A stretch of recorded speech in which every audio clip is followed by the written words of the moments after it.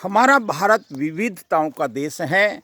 एक तरफ हम देखते हैं कि बड़ी बड़ी इमारतें, गगनचुंबी इमारतें, और दूसरी तरफ हमको ऐसे गांव भी दिख जाएंगे जहां पर रहने को मात्र एक झोंपड़ा है।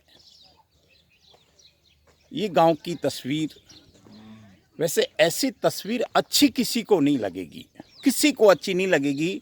ये एक छोटा सा गांव है, आदिवासी गांव है। इसको गांव कहें या यहाँ की लोकल भाषा में फली कहें। यहाँ लगभग 15 परिवार रहते हैं। इनके बहुत छोटे छोटे से घर हैं, बहुत छोटे छोटे से घर हैं। मैं आपको एक घर की तस्वीर आपको बता दूं। हम सामान्य रूप से कोई भी मकान बनाते हैं तो उसका बाकायदा नक्शा होता है। उसमें हम ड्राइंग रूम की बात करते हैं, किचन की बात करते हैं, उसमें हम एक बेडरूम भी बनाते हैं और कैसे न कैसे उसको सुख सुविधाओं से भर देते हैं। लेकिन एक ये घर है जहाँ लाइट तो संभव ही नहीं है। ये हम देख सकते हैं इनके, ये जिसको मुर्गी बकरी, क्योंकि ये इनके मित्र हैं। और आप देख सकते हैं इसको, ये मतलब हम कह सकते हैं कि ये खूबसूरत नज़ारा है। लेकिन अभावों की ज़िंदगी के बीच भी इनके चेहरे पे कोई शिकन नहीं है। इनके चेहरे पर आपको कोई शिकायत नहीं मिलेगी। ये छोटे छोटे बच्चे इन्हीं परिवारों के हैं। हमने इन बच्चों की प्रतिभा देखी आज। इनमें से कोई बहुत अच्छा संगीतकार है, बहुत अच्छा कोई डांसर है, कोई वैदिक गणित का विशेषज्ञ है। ये हमने देखा, हमने आपको उस वीडियो के माध्यम से आपको बताएंगे। लेकिन क्या ऐसा गांव आज आज़ादी के 70 साल बाद भारत में ऐसे गांव की कोई तस्वीर हो सकती है? चिंता तो है। मैं शिकायत नहीं कर रहा, लेकिन जो भी परिस्थितियां हैं, ये भाई लोग यहाँ 35 साल से रहते हैं। यहाँ सिरोही ज़िले के सिवेरा गांव के बाहर एक जगह है जहाँ पे ये 15 लोगों का परिवार रहता है। लेकिन उससे भी ज़्यादा ज़रूरी बात अगर मैं आपको बताऊं तो इन भाइयों के चेहरे पर कोई शिकायत नहीं है। ये लोग मेहनत करते हैं, ये लोग कठोर मेहनत करते हैं। शाम को जो भी मिलता है उसको खा लेते हैं, चैन से रहते हैं। और ऐसा भी मैंने अभी सुना कि ये लोग कोई अभक्ष्य भक्षण या जिसको दारू मीट आदि कहते हैं वो भी नहीं करते। अभी इनके यहाँ भोजन बन रहा है।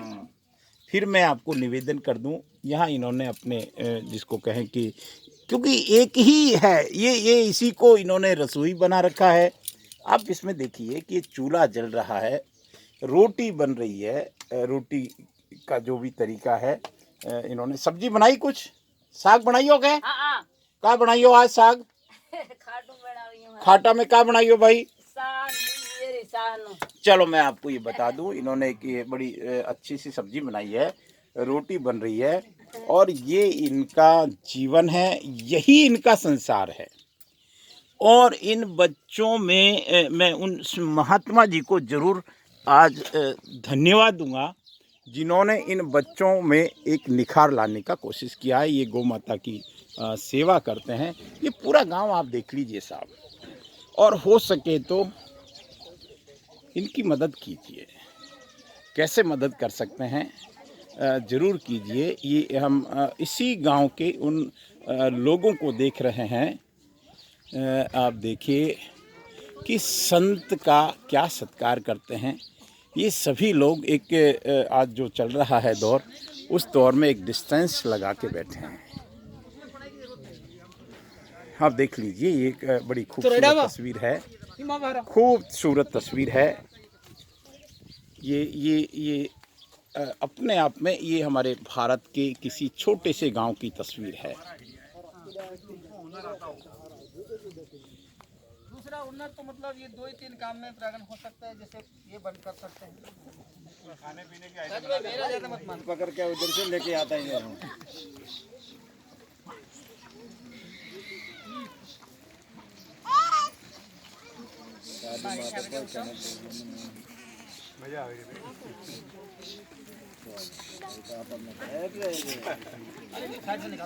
निकल यार तो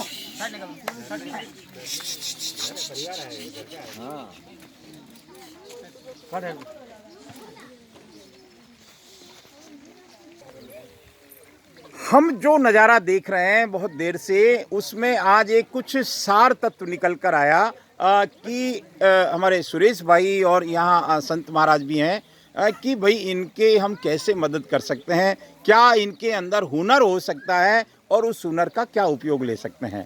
तो सिलाई मशीन से लेके और तमाम बातें हुई, लेकिन जब अंतिम चर्चा हुई वो हुई यहाँ हम इस पलाश के पत्ते देख रहे हैं और पलाश के पत्ते से पत्तल दूना आज संभवतया और 100% इसकी ज़रूरत है। प्लास्टिक से सब बचना चाहते हैं, तो आज हमारे सुरेश भाई ने और इनका पूरा परिवार है जो बड़ा उत्साही भी दिख रहा है, इन्होंने ये आज बिल्कुल आश्वस्त किया है कि इसकी मशीन तत्काल प्रभाव से जहाँ से भी मिलेगी मंगवाएंगे और आने वाले समय में पत्तल धोने का एक जिसको हम फैक्ट्री कह सकते हैं, जिसको हम उद्योग कह सकते हैं। वैसे तो ये लघु उद्योग ही होगा, लेकिन ये 15 परिवारों का अच्छे से भरण पोषण होगा। इसकी आगे जो जिसको हम बिक्री कहें वो सब होगी और ये बहुत अच्छा रहेगा। पुनः मैं एक बार अगर सुरेश भाई कोई कमेंट देंगे इस बारे में तो अच्छा रहेगा। सुरेश भाई आज इसमें कोई क्या कमेंट देंगे, कैसे इनका विकास हो सकता है? ये आपने आज बहुत अच्छा सुझाव दिया कि अगर पत्तल धोने की ये उद्योग धंधे करेंगे तो आप उसमें मदद करेंगे।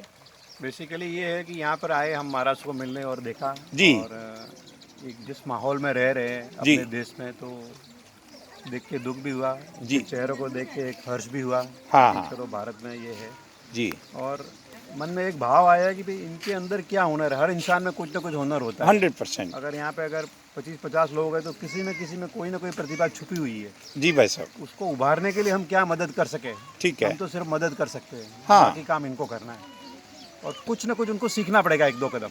तो चाहे सिलाई की मशीन हो, ये हो, या जैसे कढ़ाई हो, और भी कोई आइडिया हो, जी, तो हम उसके लिए दिल से रेडी है, तत्पर। चलिए सुरेश जी भाई साहब, आपका समय तो समय पर यहाँ आते रहेंगे। बहुत बहुत धन्यवाद। आज हमारी सलोनी बहन है, वो भी बहुत अच्छी बात कही। बासी आपको तो मैं प्रणाम करता हूँ, आप जिस तरह से बच्चों को पढ़ा रहे हैं, सिखा रहे हैं, बहुत कुछ इनको दे रहे हैं, क्योंकि संत का एक स्वभाव होता है देने का। क्या कहेंगे आज आप इस चर्चा के बारे में?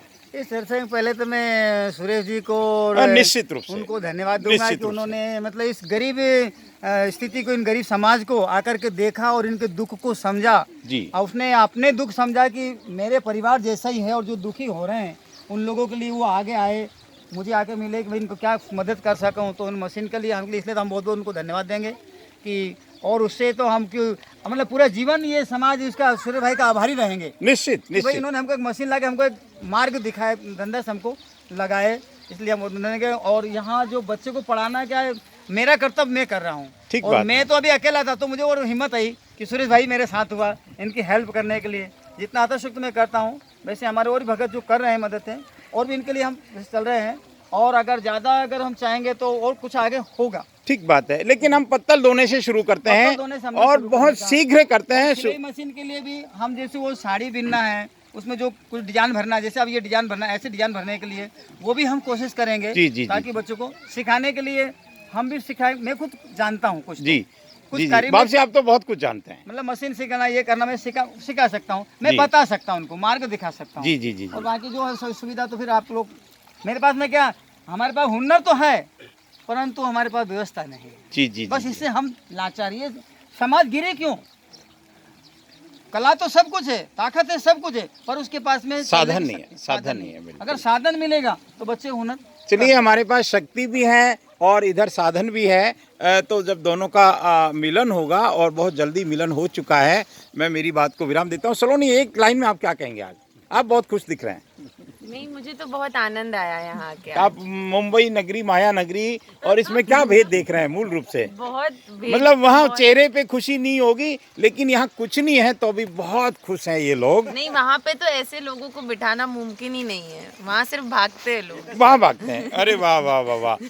चलिए ये हम आशा करते हैं कि बहुत जल्दी सिलाई मशीन तो ये भाई साहब ने कह ही दिया है, और पत्तल दूना बनाने की एक बहुत बड़ी आने वाले समय में, अभी शुरुआत छोटे से होगी लेकिन इसका बहुत निखार आएगा।